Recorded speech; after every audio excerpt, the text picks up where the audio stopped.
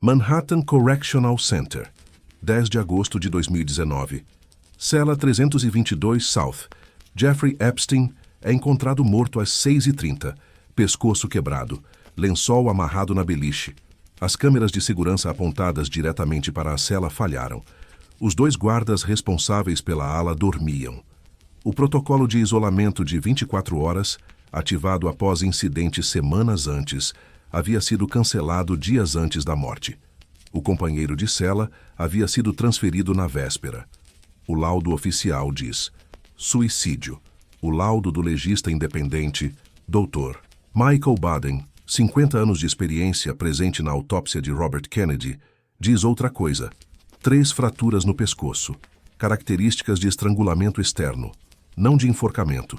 Nunca saberemos, porque Jeffrey Epstein levou para o caixão os nomes de presidentes, príncipes, bilionários e reis que visitaram sua ilha particular no Caribe. Os nomes que estavam no livro negro, agenda com mais de 1000 contatos da elite global. Os vídeos que ele gravava nos quartos de seus convidados em Palm Beach, em Manhattan, na ilha Little St. James. O homem que sabia demais para ser julgado não chegou ao julgamento. E ontem, 19 de fevereiro de 2026, Andrew Mountbatten Windsor, ex-príncipe Andrew, duque de York, irmão do rei Charles III, foi preso no castelo de Sandringham, na Inglaterra. Preso no próprio aniversário de 66 anos. Acusado de ter compartilhado informações confidenciais de inteligência britânica com Epstein durante missões diplomáticas. Solto após 11 horas. Sob investigação. Sem acusação formal ainda. Mais um nome da lista. Mas a lista tem dezenas. Como um garoto de Brooklyn, filho de imigrantes, sem diploma universitário, chegou a ter presidentes, príncipes e bilionários como frequentadores íntimos de sua ilha particular. Como manteve uma rede de tráfico sexual por 30 anos sem ser efetivamente parado. Como, preso em 2008 com 53 acusações, saiu com 13 meses e permissão para sair da prisão 6 dias por semana. E quem o matou, se é que alguém o matou? Esta é a história de Jeffrey Epstein. 20 de janeiro de 1953. Brooklyn, Nova York. Nasce Jeffrey Edward Epstein. A família é judia de classe média baixa. O pai, Seymour, é jardineiro municipal. A mãe, Pauline, trabalha como recepcionista em escola pública. Moram em um bairro modesto do Brooklyn. Nada, absolutamente nada, nessa origem sugere o que vem depois. O que existe desde cedo é inteligência matemática excepcional. Professores notam. Colegas notam. Epstein resolve problemas de formas que outros alunos não conseguem nem enxergar. Aos 16 anos, entra na Cooper Union, Faculdade de Artes e Ciências, respeitada em Manhattan. Depois transfere para a NYU, mas nunca se forma. Abandona a faculdade sem diploma e imediatamente começa a mentir sobre isso. Diz que tem 2 diplomas da NYU. Ninguém verifica. Epstein tem 20 anos. Sem diploma, sem experiência formal, consegue emprego como professor de matemática e física na Dalton School, a escola particular mais elitista de Manhattan. A escola onde filhos de banqueiros, executivos e herdeiros aprendem. Como conseguiu o emprego? Mentiu no currículo. E deu tão certo que ficou anos ensinando ali. É na Dalton que tudo começa. Não pelo que ensina, mas por quem conhece.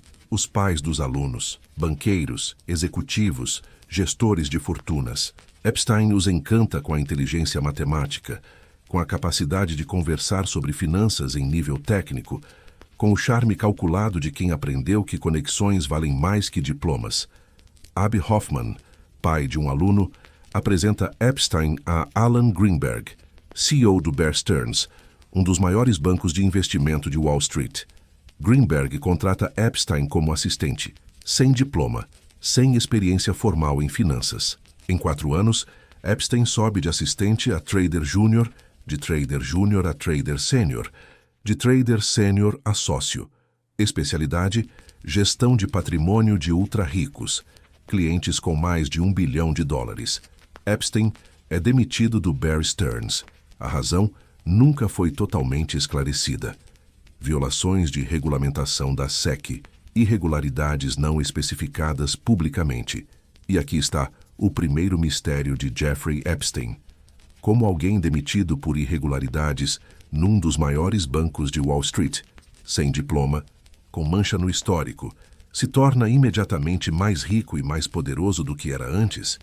Epstein abre a própria empresa, J. Epstein & Company, e declara política que nenhuma empresa de gestão financeira séria declararia abertamente. Atende apenas clientes com patrimônio acima de $1 bilhão. A lista de clientes nunca foi revelada completamente. O único cliente confirmado publicamente é Leslie Wexner, fundador da L Brands, empresa dona da Victoria's Secret e Bath & Body Works, o homem mais rico de Ohio. Wexner não apenas contrata Epstein para gerir parte do patrimônio. Wexner concede a Epstein procuração total sobre toda a sua fortuna.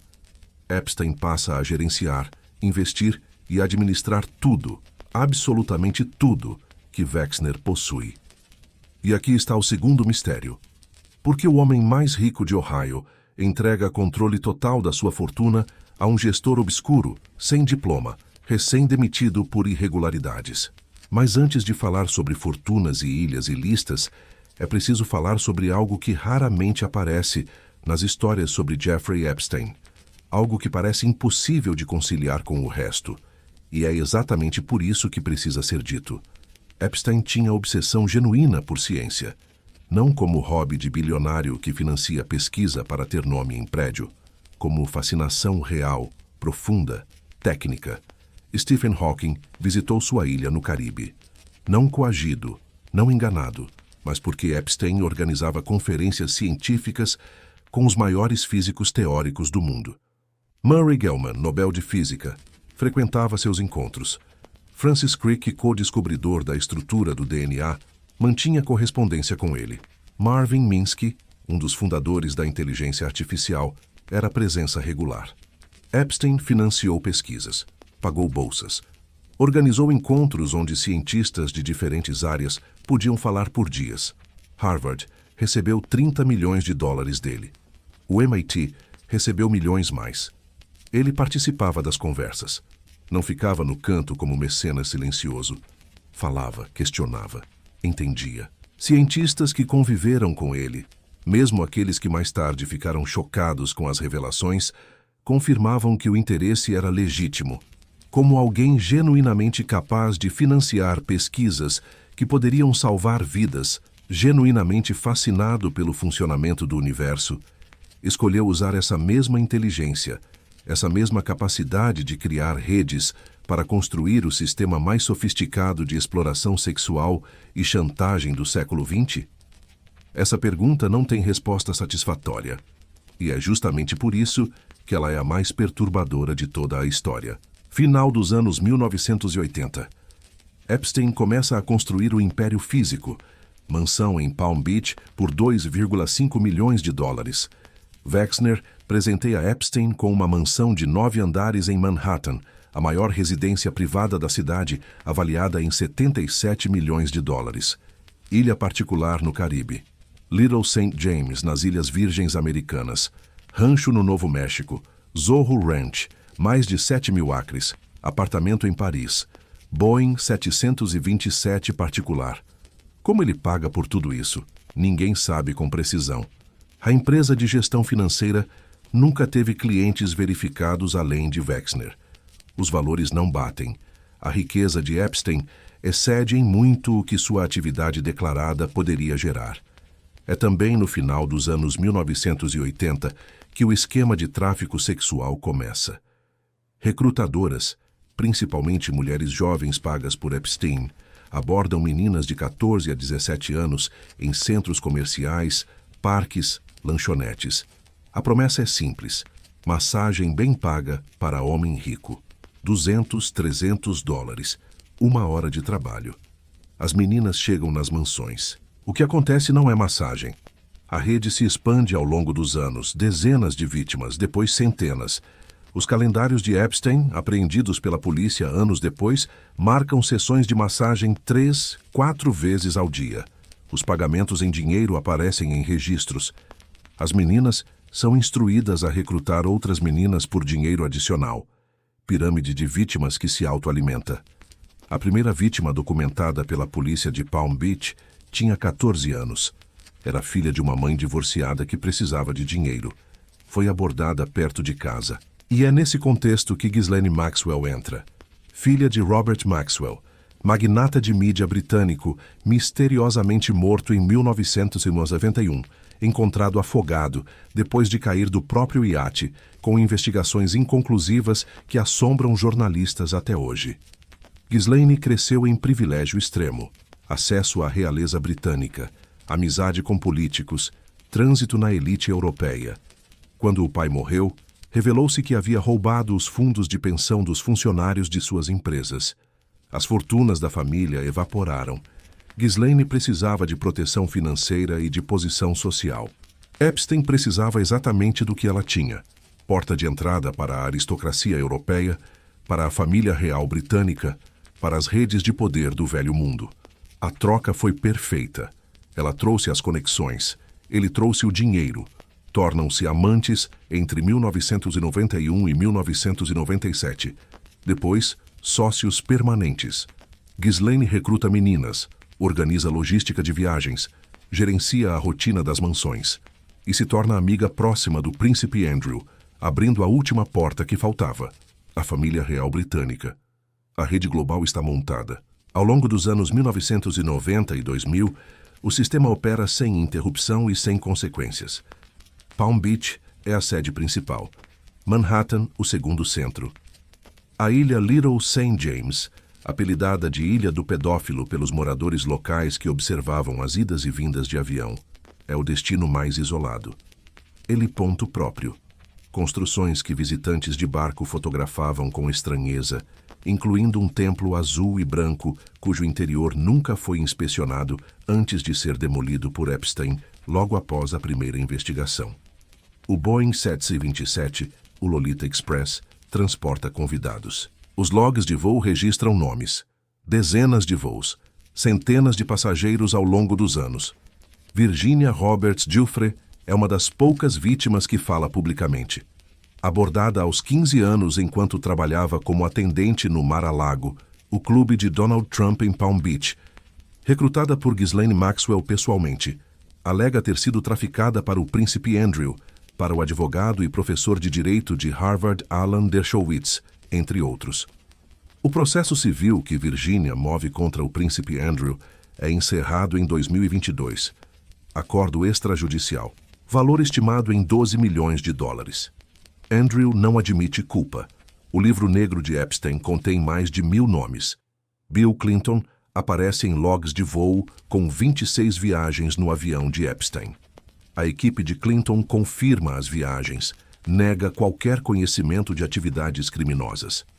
Donald Trump frequentava festas de Epstein nos anos 1990 em Palm Beach e Nova York. Trump chega a dizer em 2002 que Epstein era cara terrível e gostava de mulheres jovens, frase que ninguém presta atenção na época. Alan Dershowitz afirma que recebeu massagens inapropriadas, mas insiste que não foram criminosas. Stephen Hawking é citado em documentos como visitante da ilha. Em setembro de 2025, quando o House Oversight Committee libera 33.295 páginas de arquivos sobre Epstein, os documentos revelam reuniões com Peter Thiel, Elon Musk e Steve Bannon, os mesmos nomes que em 2026 definem o núcleo do poder em Washington. Pam Bondi, procuradora-geral de Trump, promete em fevereiro de 2025 publicar a lista completa. Publica 100 páginas de informações já amplamente conhecidas. A lista real permanece secreta. Os documentos mostram algo além dos nomes. Câmeras escondidas em dormitórios das propriedades de Epstein registravam os convidados, sistematicamente, por anos. E aqui está a pergunta que os documentos levantam sem responder. Para quê? Para uso pessoal? Para proteção? Para chantagem? A teoria mais documentada e mais perturbadora é que Epstein não era apenas predador sexual. Era operador sistemático de coleta de informações comprometedoras. As câmeras nos quartos não eram fetiche pessoal.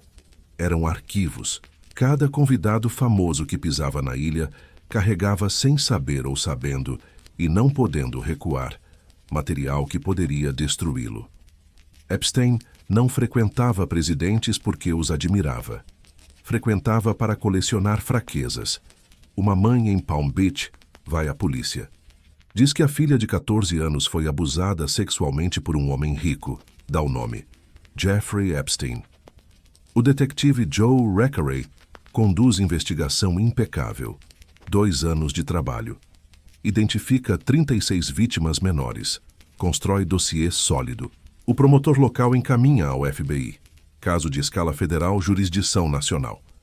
E aqui começa o escândalo dentro do escândalo. Entre 2006 e 2007, os advogados de Epstein, incluindo Alan Dershowitz e Jay Lefkowitz, 2 dos mais respeitados advogados criminais dos Estados Unidos, conduzem negociação secreta com Alexander Acosta, promotor federal de Miami. Acosta vai ser, anos depois, o secretário do Trabalho de Donald Trump. Renuncia em julho de 2019, uma semana após a segunda prisão de Epstein, quando o acordo de 2008 volta ao centro das atenções. A negociação ocorre em segredo. As vítimas não são notificadas, violação direta da lei federal. Os pais das meninas não sabem que existe acordo sendo costurado. O resultado é o Non-Prosecution Agreement, acordo de não processo federal. Epstein se declara culpado de apenas 2 acusações estaduais menores, de um total de 53 identificadas. Sentença: 18 meses. Cumpre 13, que é a condição que define o escândalo. Durante os 13 meses, Epstein sai da prisão 6 dias por semana, 12 horas por dia, para, oficialmente, trabalho. Fica em ala separada. Banheiro privativo. O que ele faz durante essas 12 horas diárias fora da prisão nunca é totalmente investigado. Em 2019, quando Acosta é pressionado a explicar o acordo, diz algo que ninguém esquece. Me disseram que Epstein pertencia à inteligência, para deixar quieto. Nenhuma agência de inteligência americana confirmou isso. Nenhuma negou de forma satisfatória. Epstein sai da prisão registrado como sex offender de nível 3, o mais grave. Obrigado por lei a notificar autoridades ao viajar para outros estados. Continua viajando globalmente. Ninguém o impede. A festa de comemoração pela saída da prisão tem lista de convidados que inclui figuras da elite nova-iorquina. 2009 a 2018. Como se nada tivesse acontecido. As mansões continuam abertas. O avião continua voando. As conferências científicas continuam. Parte da elite que o conhecia antes continua na órbita dele.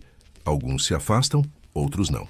Em 2011, Virginia Giuffre processa Ghislaine Maxwell.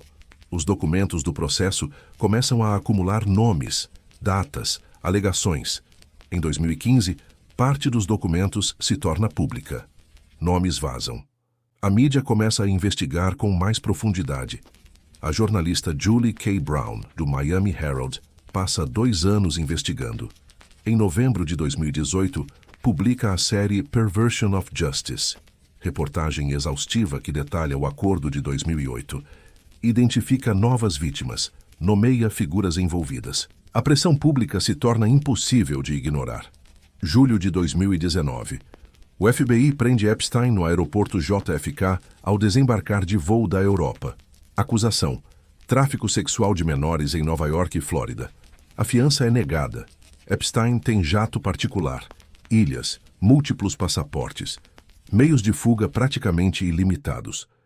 Epstein vai para a prisão de alta segurança no centro de Manhattan, que na primeira audiência, o advogado dele diz ao juiz: ele tem informações sobre pessoas muito poderosas. A implicação é clara. Vai colaborar, vai falar, vai nomear. Os poderosos sabem. E é aqui que a estrutura precisa ser entendida de outra forma. Jeffrey Epstein não foi preso apesar de ter conexões com os poderosos. Não sobreviveu décadas de crimes apesar da proteção da elite. Essa narrativa, de predador sortudo que escapou por incompetência do sistema, não explica os fatos. O acordo de 2008 não foi incompetência. Quando Acosta diz: me disseram que pertencia à inteligência, está descrevendo algo mais específico. Um sistema no qual o valor de Epstein vivo, livre e com arquivos intactos era calculadamente maior do que o valor de sua prisão. Epstein não era problema do sistema, era parte do sistema. E em 2019, pela primeira vez, o sistema não conseguiu protegê-lo. Então o sistema resolveu o problema de outra forma. 3 semanas após a prisão, em julho de 2019, Epstein é encontrado com o pescoço machucado na cela, colocado em observação de suicídio por 6 dias. Tirado da observação antes do protocolo de segurança exigir. 9 de agosto. O companheiro de cela é transferido. Epstein fica sozinho. 10 de agosto. Madrugada. As câmeras de segurança apontadas para a cela falham. Os 2 guardas dormem durante toda a noite. Um dos guardas não é guarda de carreira, é funcionário administrativo cobrindo turno extra. 6h30. Encontrado morto. O laudo oficial conclui suicídio por enforcamento.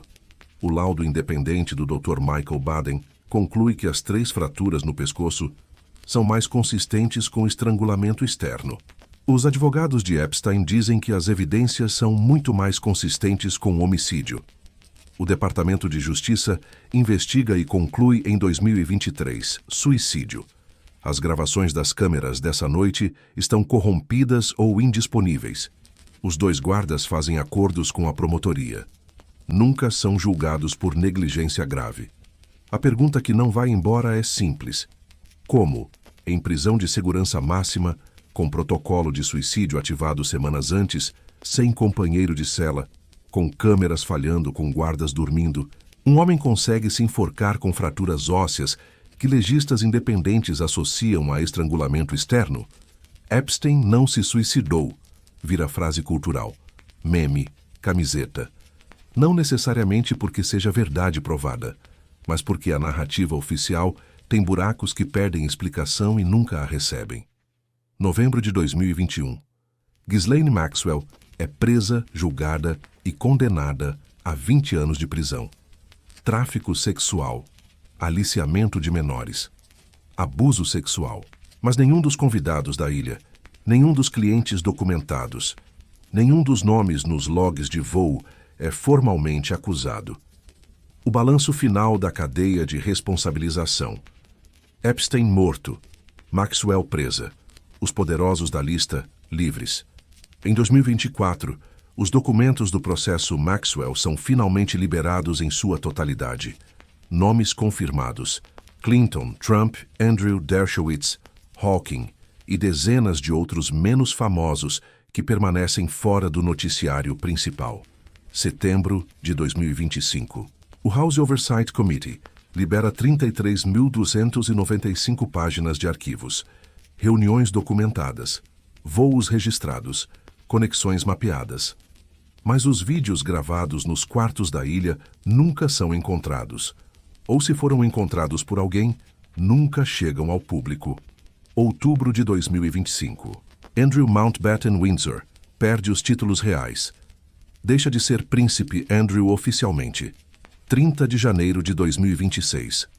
Novos arquivos revelam e-mails de Andrew, compartilhando relatórios confidenciais de inteligência britânica com Epstein durante missões diplomáticas.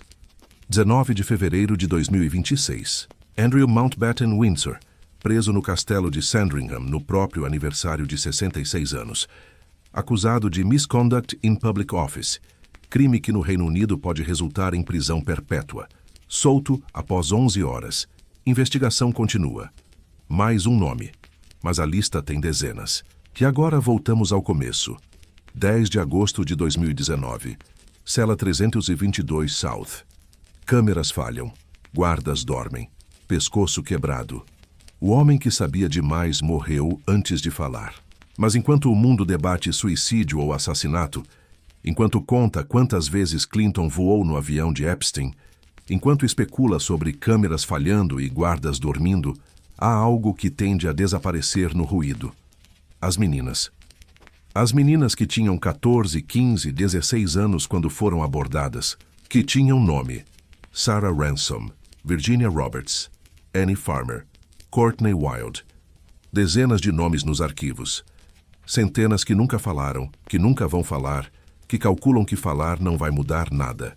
Enquanto o mundo discute os poderosos da lista, elas continuam esperando por uma justiça que, para a maioria, ainda não chegou.